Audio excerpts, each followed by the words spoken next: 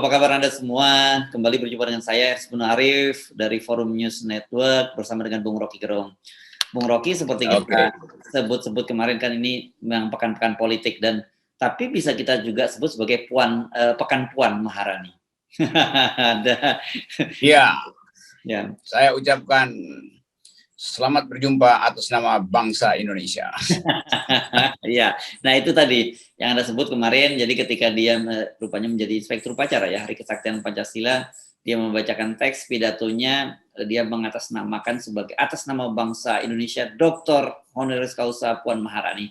Nah ini yang menarik, diprotes oleh gubernur dari NTT yang menyatakan nggak ada haknya seorang ketua DPR mengatasnamakan bangsa Indonesia. Itu yang boleh mengatasnamakan bangsa Indonesia hanya presiden dan wakil presiden. Itu kata Victor Laiskodat. Satu lagi ini berkaitan dengan sohib kita ini, Pigay, yang sekarang katanya hari ini mau dilaporkan ke polisi karena dianggap rasis. Katanya dia digunakan oleh Puan Maharani untuk menyerang Ganjar, gitu. Jadi ini pekan politik dan pekan Puan Maharani. Oke, saya seharian ini dengar dua pidato tuh. Satu pidato dari Ibu Puan, satu lagi pidato dari Cinta Laura yang menimbulkan semangat tentang keindonesiaan itu, karena rupanya dia bintang film artis apa. Tapi saya dengar pidato itu dan ada kedalaman, ada intonasi yang bagus. Dan ada pemaknaan tentang fungsi agama dalam kehidupan, tentang moderasi di dalam kesetaraan warga negara. Itu juga sebuah orasi dari seorang perempuan yang cerdas. Lalu saya dapat lagi berita tentang orasi dari Ibu Puan Maharani yang mewakili bangsa Indonesia gitu. Dan itu yang dipersoalkan. Tapi isi pidatonya sebetulnya pendek aja dan ringkas aja sebetulnya, dan standar betul sebagai official statement dari ketua DPR. Yang jadi konyol adalah kenapa harus mengatasnamakan bangsa Indonesia. Kan sebetulnya saya Puan Maharani ketua DPR.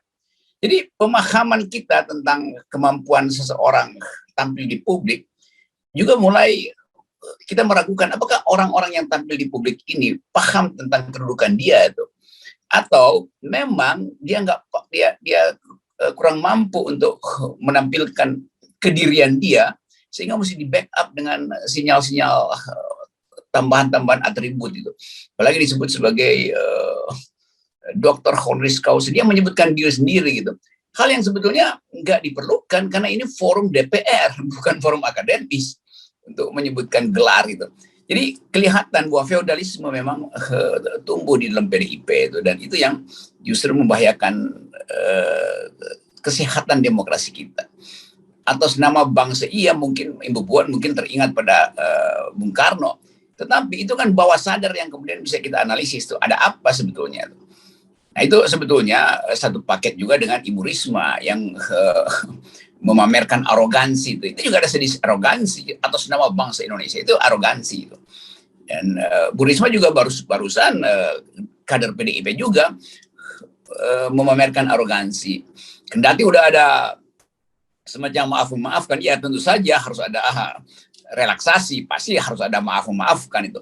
Tetapi bukan itu intinya. Intinya publik sudah mencatat ada arogansi dari Ibu Menteri Sosial terhadap orang kecil. Itu yang diingat publik tuh.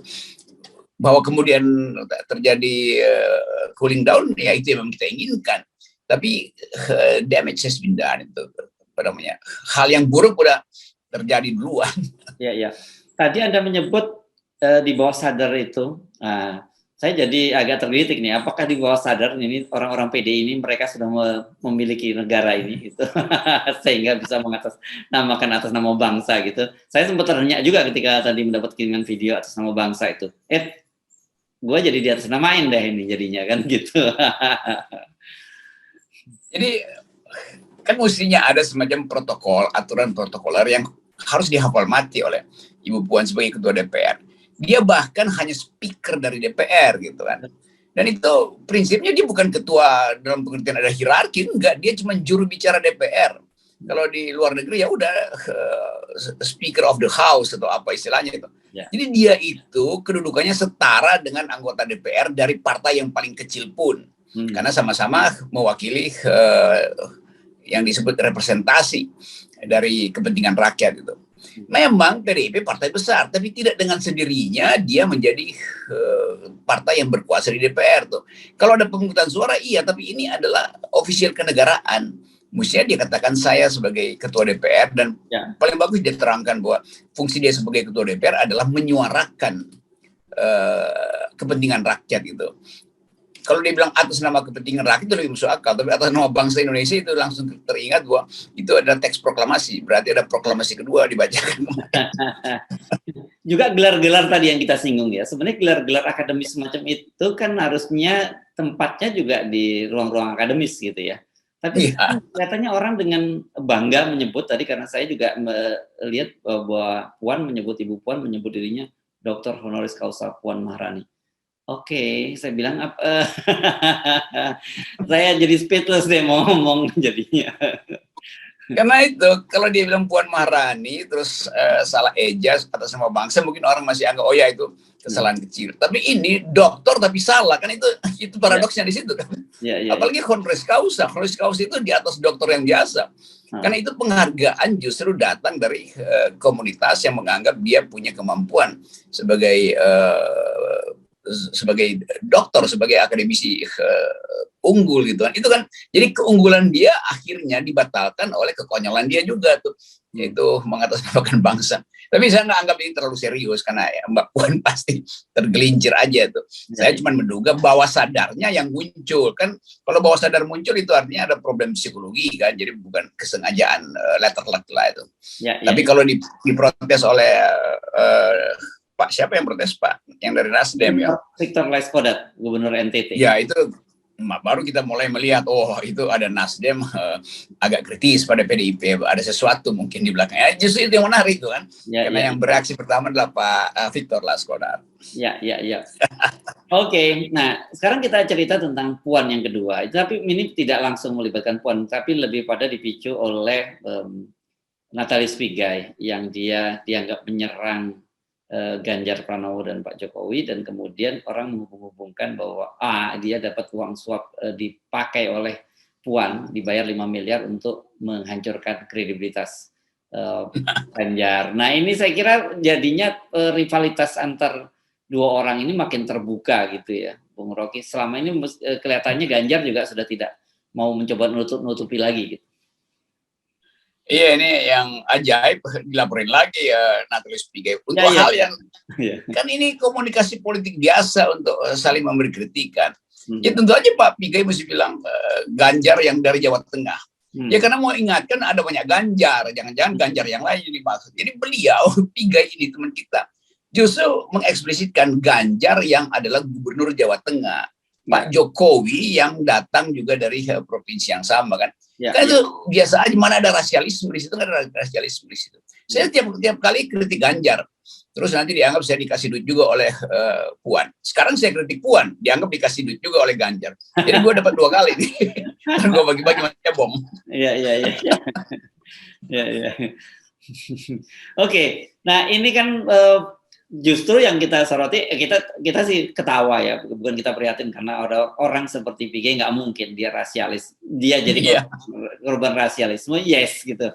Tapi justru yang muncul, kenapa dalam situasi semacam ini yang muncul ada persaingan internal PDIP. Ini kan kaitannya dengan kita jadi ingat kemarin bahwa kalau Ganjar itu oleh lembaga survei disebut-sebut dia sebagai calon presiden elektabilitasnya salah satu yang tinggi, sementara kalau Puan karena nggak muncul di lembaga survei disebut bahwa dia elektabilitas digitalnya tertinggi gitu.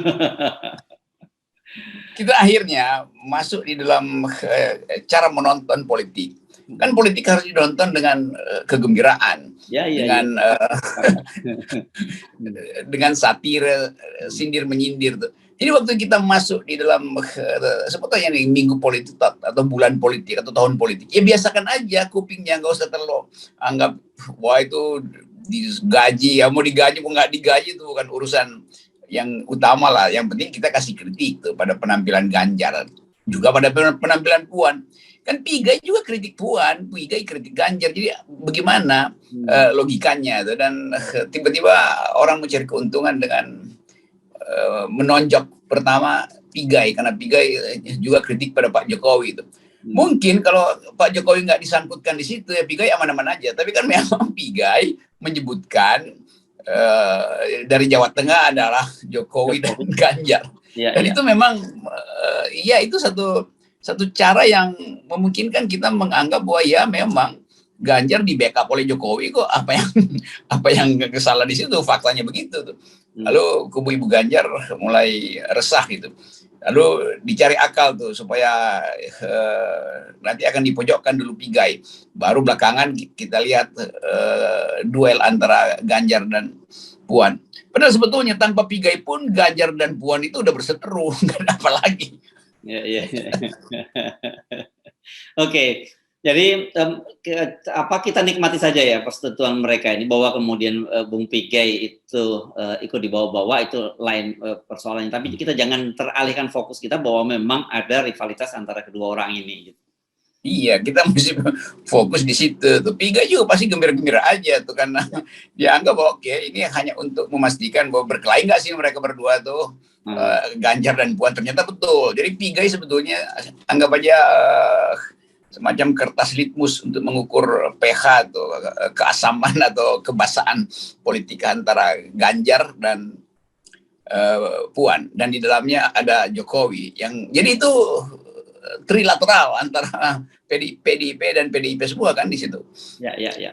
Oke, satu lagi kader PDI yang mesti kita soroti kan, kalau kemarin kita kan mestinya mendorong PDIP menarik Ibu Risma dari kabinet gitu. Tapi yang terjadi alih-alih kelihatannya bukan ditarik, tetapi orang kemudian mencuriga kenapa tiba-tiba Gubernur Gorontalo malah minta maaf gitu kepada Ibu Megawati dan menyatakan itu ada miskomunikasi. Karena kan sebenarnya itu bukan miskomunikasi, dia sendiri jelas dan bersama seperti orang lain juga nonton videonya seperti apa yang dilakukan oleh Bu Risma di sana. Kita lihat poinnya tentu ya Golkar mungkin merasa atau Pak Erlangga menegur Pak gubernur yang Pak Habibie juga Pak Rusli di situ kan, supaya jangan melebar kemana-mana tuh. Bagaimanapun dia ketua DPD Golkar di situ. Tapi itu bukan saya kira bukan itu intinya tuh. Karena bagi publik mau maaf kan nggak ada urusan tuh. Yang penting publik sudah menonton karakter dari Ibu Risma yang kemudian dikaitkan dengan kedudukan beliau sebagai kader dari PDIP kan. Jadi itu intinya, bahwa Ibu Risma mempertontonkan sikap buruk sebagai birokrat di dalam urusan Gorontalo kemarin. Maafkan itu urusan Ibu Risma secara pribadi dengan gubernur atau dengan masyarakat Gorontalo secara pribadi itu. Tapi dia sebagai pejabat publik tidak bisa dimaafkan. Karena itu akan dicatat bahwa ada pejabat publik yang arogan. Siapa namanya? Menteri Sosial. Terus orang cari Menteri Sosial yang mana, yang tahun berapa?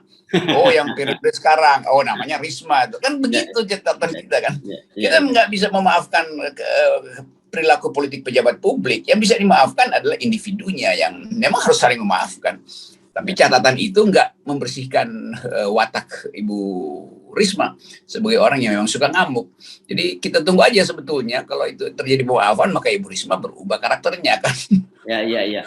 Tapi saya kira kalau melihat track record dia sejak di Surabaya, gitu, jadi wali kota, kemudian terus sampai ke Mensos, ini memang semacam karakter yang kita sebut. Dan kalau saya hitung-hitung, itu sebenarnya di antara pejabat-pejabat lain, ini layak masuk museum record nih, soal ngamuk. Perlu kita usulkan ini, Bung Rocky.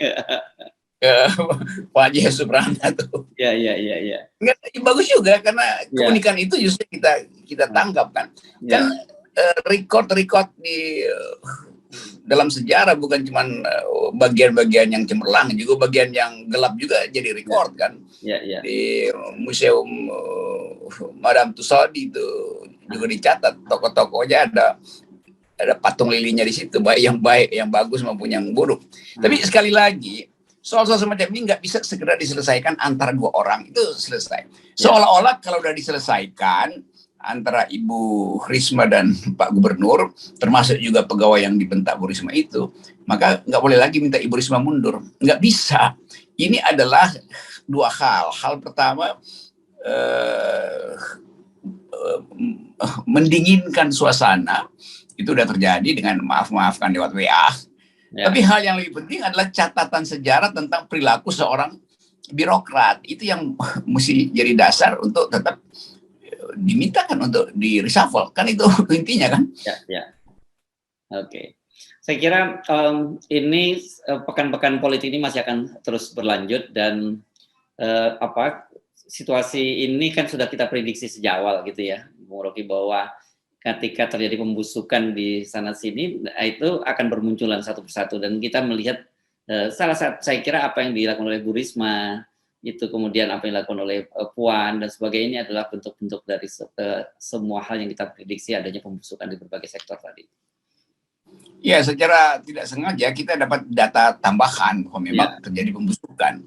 Secara intelektual terjadi pembusukan, secara moral terjadi pembusukan, secara sosial juga terjadi ketegangan akhirnya. Jadi biarkanlah kita nonton 2 pekan hari ini, pekan olahraga nasional di Papua dan pekan olahraga politik di Jakarta. Iya. Oke, Bung Rocky, terima kasih banyak. Bye. Oke. Salam buat Bu Risma, salam buat Pak Rusli, dan salam buat Ganjar dan Puan. Tetap kita salam. Oke, bye.